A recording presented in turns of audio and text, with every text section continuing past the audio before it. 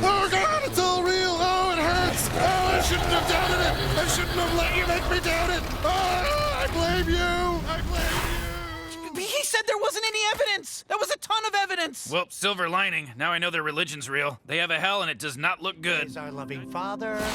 God is a lie. We made him up for money. Years? Do you think if God existed, he could do it? The answer is no. If God exists, it's f***ing me. Yes, Rick. I agree, Rick. While you were flapping your Paris. Hey everybody, new Rick and Morty. So after episode 8, I got a lot of questions about, hey, wait a minute, does this mean that there is a God in one of the Rick and Morty universes or multiple universes? Because during episode 6, the toxic version of Rick declares himself to be God. If there is a God, then it's gotta be me. The pastor at the church even declares that they invented God for money when they become toxic. So I think there are a couple clues pointing to what's going on with these higher and lower planes of existence going back to season 2. But there is a new round of that merch giveaway. All you have to do to enter is be a subscriber, leave a comment on this video. I'll announce a new winner at the end of this. So you go all the way back to season 2 and get Swifty. The Cromulons come. They literally are the most powerful beings that we've ever met. So powerful that they can create galactic reality shows just forcing lower beings to do their bidding. You really don't learn that much more about them, other than the left turn that they were going to kill everybody anyway until Ice-T came and used his powers and went back to Alpha Betrium. Some of the more weak-willed people band together and create a religion called headism because they can literally control the weather.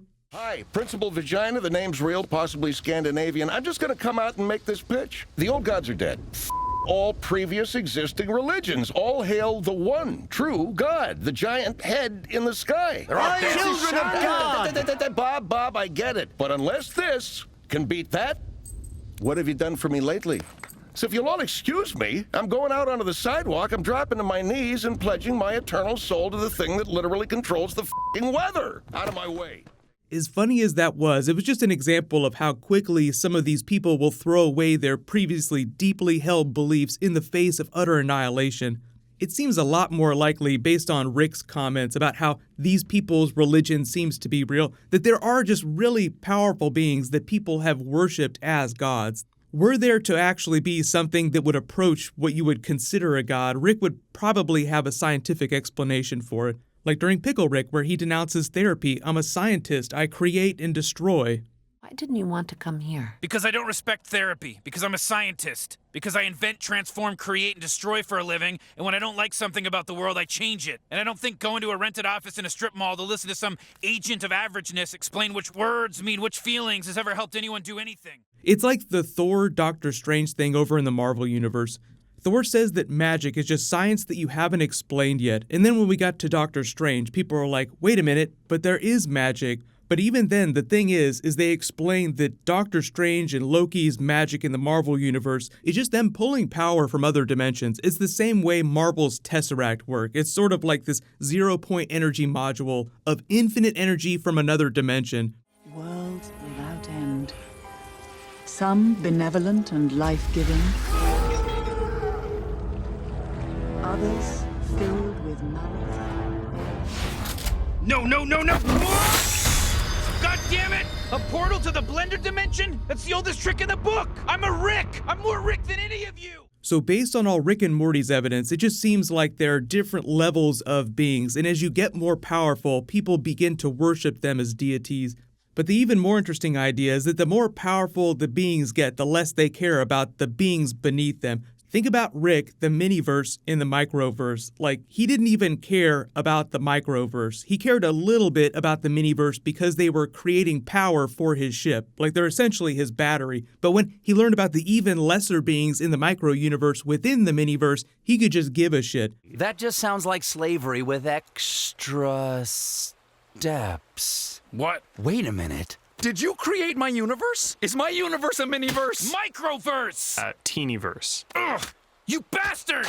Much obliged. What the hell is happening? This is healthy. Trust me. You're my battery, That's all you are! I made you! Your microverse sucks! And your miniverse is the size of a lobster tank! It's whack! Are they not really aliens? No, they're just a couple of crazy, wacky scientists, you know? So when Rick says there is no God, I'm God, that's really just his narcissism talking. That was one of the things he removed from himself. His narcissism, his loneliness, rudeness, and attachment to Morty were all considered toxic. So you have to assume that he's not being literal when he says there is no God. If there is one, he would be me. So let me know in the comments, what do you think the closest thing to God is in the Rick and Morty multiverse?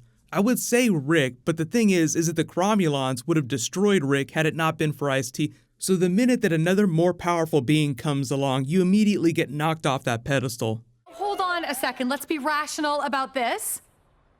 No, I'm just saying, we don't know there's a cause-effect relationship. Oh my God. What's going on now?